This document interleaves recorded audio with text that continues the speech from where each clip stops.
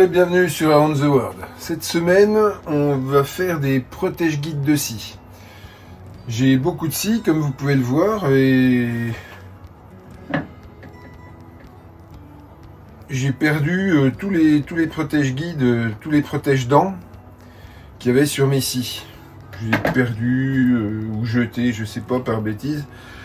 Mais c'est quand même bien pratique quand on les déplace et quand on a fini de s'en servir, quand on est sur un endroit où on n'est pas dans son atelier, sur un chantier, quelque chose comme ça. C'est bien de pouvoir remettre une protection sur les dents pour éviter d'avoir à les réaffûter plus tard. Donc à la fin de chaque chantier, je suppose que vous êtes comme moi, vous vous retrouvez avec des pièces de bois quelconques dont vous ne savez pas trop quoi faire et que vous hésitez à jeter. Et c'est dommage de les jeter, moi je les garde toujours et je suis bien content parce que je vais pouvoir fabriquer des protège-dents.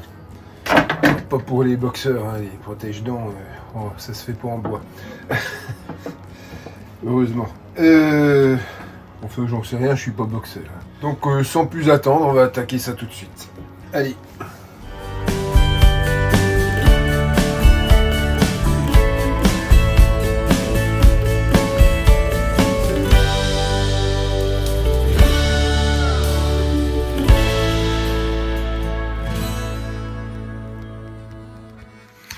Donc en fait j'ai fait le compte, j'ai 5 grandes scies et 5 petites. Donc là-dedans je vais faire les grandes. Ça c'est assez long pour 2 moyennes. Et ça je sais pas trop. Je vais peut-être m'en servir pour les petites. À moins que ça je peux garder aussi, ça il est pas beau, je peux m'en servir, il est fendu. Ça je peux m'en servir pour les petites, j'y raccourcirai. Ouais bon bah c'est pas mal. Alors ce que je vais faire déjà, je vais les recouper à la bonne hauteur. Bon je vais le faire hors caméra, je vais les refendre aussi. Je vais déjà toutes les refendre pour qu'elles aient toutes la même épaisseur. Allez, on va déjà faire ça. Donc là voilà, j'ai refendu toutes ces petites baguettes à cette section-là. Je pense que c'est pas mal. S'il faut, bah, je réduirai après la hauteur parce que ça n'a pas besoin non plus de s'emboîter autant dans chaque. Ouais, je pense que je suis pas mal là. Je vais continuer pour toutes les petites scies. Et puis voilà quoi. Allez, on continue. A few moments later. Donc là voilà, j'ai fait toutes les petites baguettes pour toutes les lames de scie que j'ai.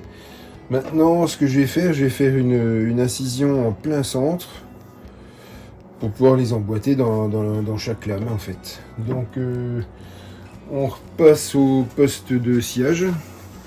Et là, je vais choisir simplement la lame de scie la plus fine que je possède, c'est-à-dire celle-là. Et ben 2,4 apparemment. Je vérifierai parce que ça me semble épais.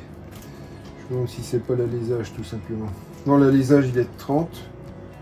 Alors ce qu'on appelle l'alésage, hein, c'est tout simplement le diamètre intérieur de la lame de scie. Ah, attendez, que je la sorte. Voilà. Donc l'alésage c'est ça. Le diamètre extérieur c'est là.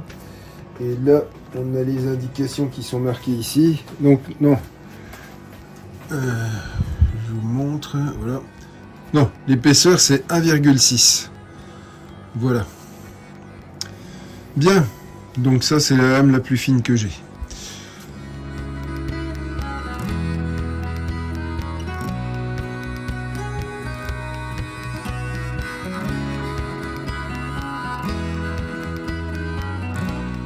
Voilà, donc là je viens de faire un essai sur un bout de chute et en gros voilà la profondeur où on doit descendre pour être pas mal. Alors, des précautions, beaucoup de précautions. vous n'approchez pas vos doigts de la lame quand elle tourne. Moi j'ai plein de poussoirs, tout ça. Bon, celui-là, il est trop fin pour ça. Pour pousser, je vais me servir de celui-là et je vais prendre une baguette que je vais appuyer sur le dessus supérieur, qui me permettra de lui donner une poussée vers le bas, mais aussi sur le côté contre le guide. Donc ben voilà, ça pousse comme ça en fait. Donc là j'ai remonté un peu la hauteur, hein, donc forcément ça va pas aller bien. Voilà. Donc là voilà, avec les morceaux de bois ça va faire ça. Et je suis jusqu'au bout. Et normalement en faisant comme ça, pas de souci. Je dis normalement, mais j'en suis sûr. Hein. J'ai enlevé une pièce de sécurité, mais bon, je suis obligé parce que sinon je peux pas faire ma rainure. Donc vraiment, j'insiste, précaution, précaution. Pas de doigts à proximité de la lame. Et vous restez en retrait, comme ça, si jamais il y avait un kickback, bah, ça part sur le côté entre vous. Mais bon, il n'y aura pas de kickback vu qu'on tient la pièce. Allez, c'est parti.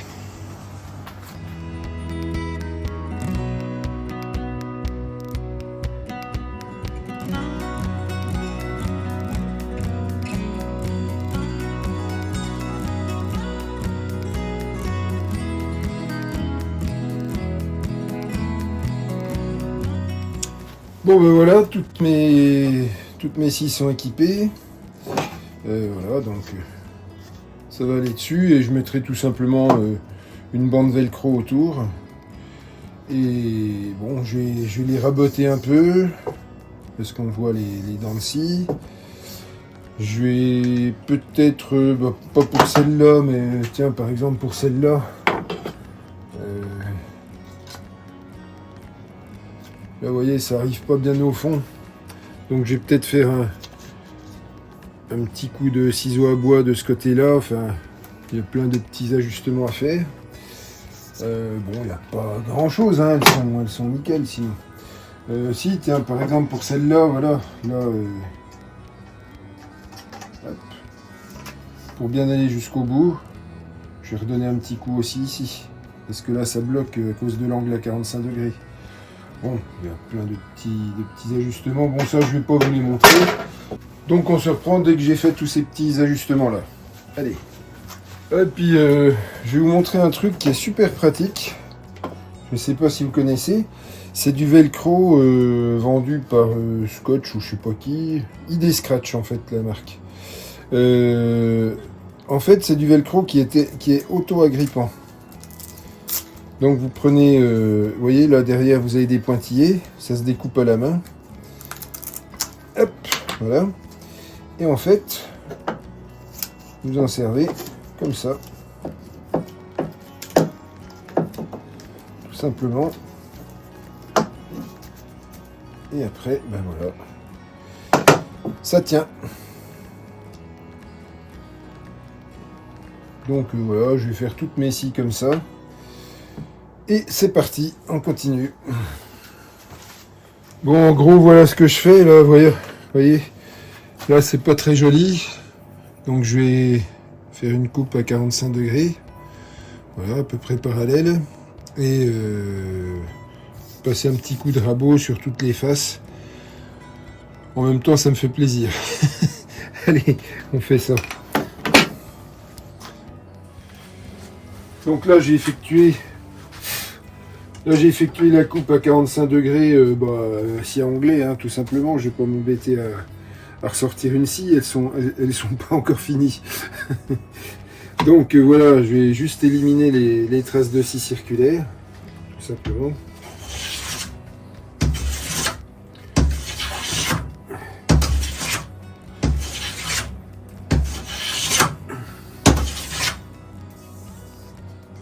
Un peu de traces par là.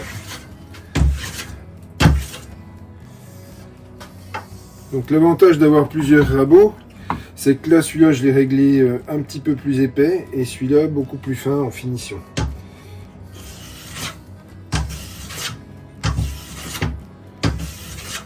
Là c'est pas du brûlé, hein, c'est vraiment le veinage du bois. Hein.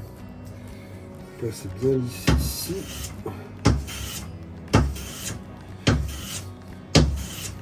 J'ai pas vu encore une trace de lame ici. Un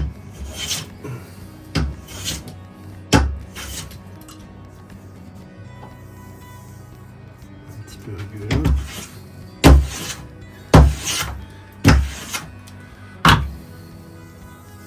Pas mal.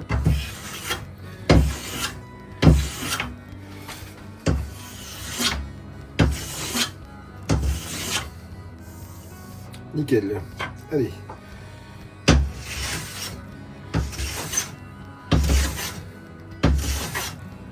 Je fais les champs vite fait. Hop là. Dans ce sens-là. J'aurais dû faire la coupe à 45 degrés à la fin. Pas grave. Ouais. Bien.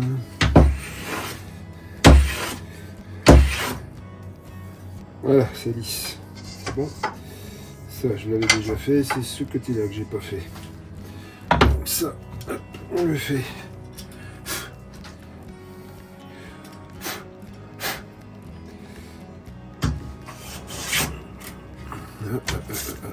Contre-fil.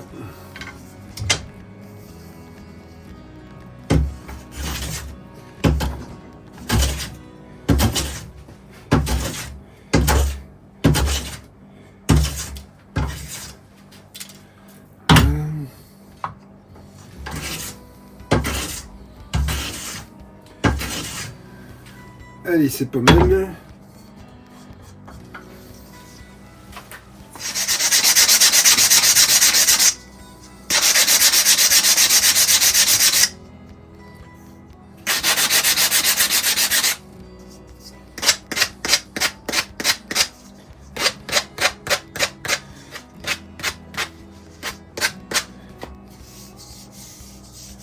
Et ben voilà, c'est prêt.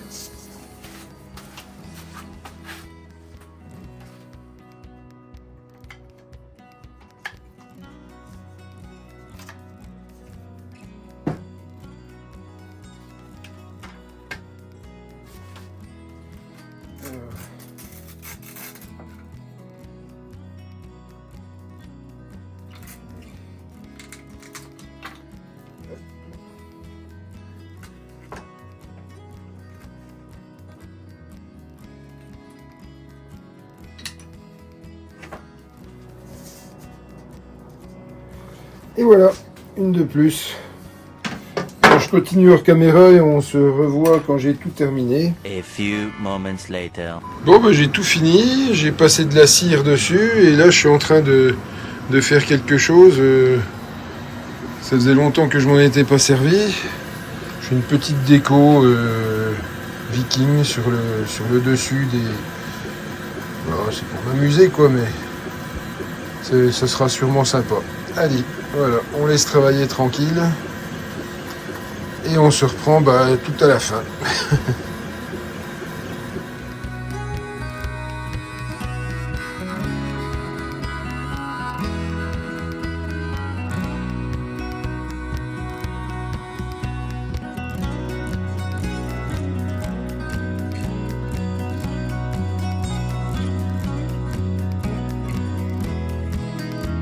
Donc là, c'est toujours en train de graver.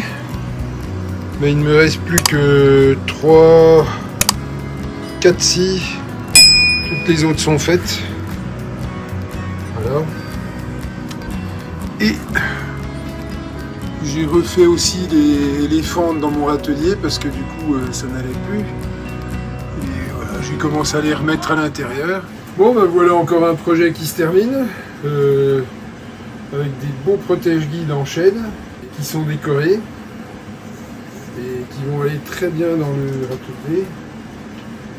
Voilà, bon après, il y a la moitié qui sert à rien, c'est juste du décor, mais bon, après tout, faut savoir se faire plaisir de temps en temps.